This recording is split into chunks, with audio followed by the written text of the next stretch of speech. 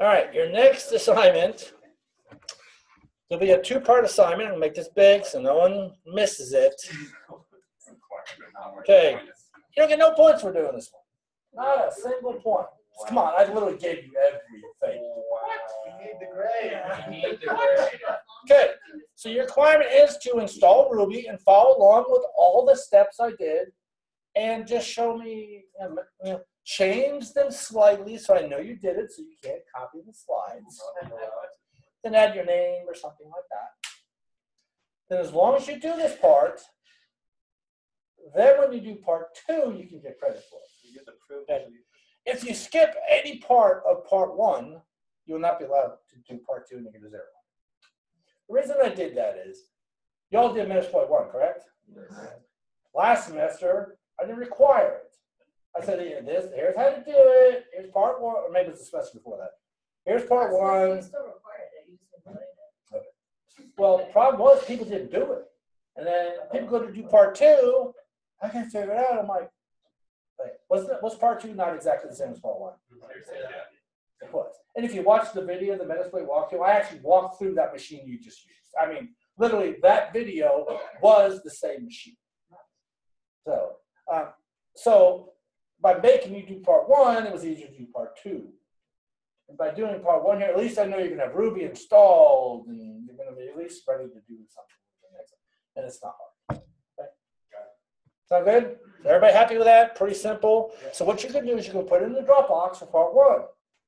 And you can't even see part 2 until you submit something for part 1. I have a release condition set. So part 2 won't even, well, it's not even been assigned yet, but you have to submit something. Now, if I look in there and see crap, I'm going to delete it.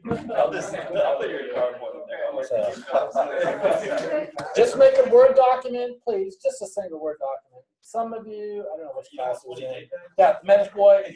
I saw single documents. Then I saw separate documents for each part. Then other ones I saw screenshots for each one. Some people I saw 85 JPEGs. It's like, seriously.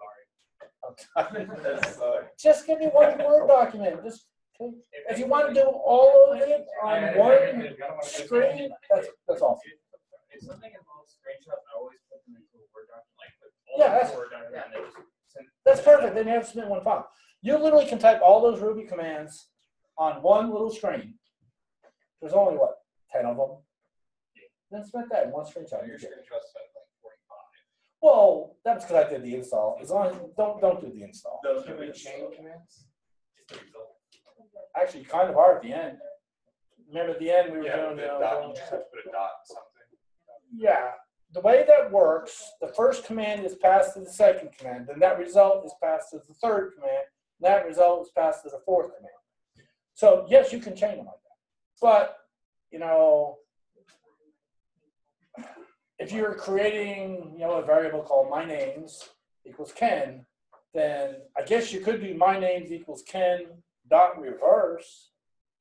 That would be weird. But yeah, I guess you could. Could you do like what, 6 + 2 dot 8 + 5?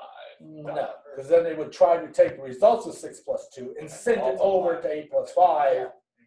Yeah, it doesn't. Now you probably could do 6 + 2 dot times 5, divide 40, it would take 6 + 2, that result, pass it over to the times 5, and that result, but you could probably do that. But yeah, pretty simple to do. Okay, so everybody okay on this one?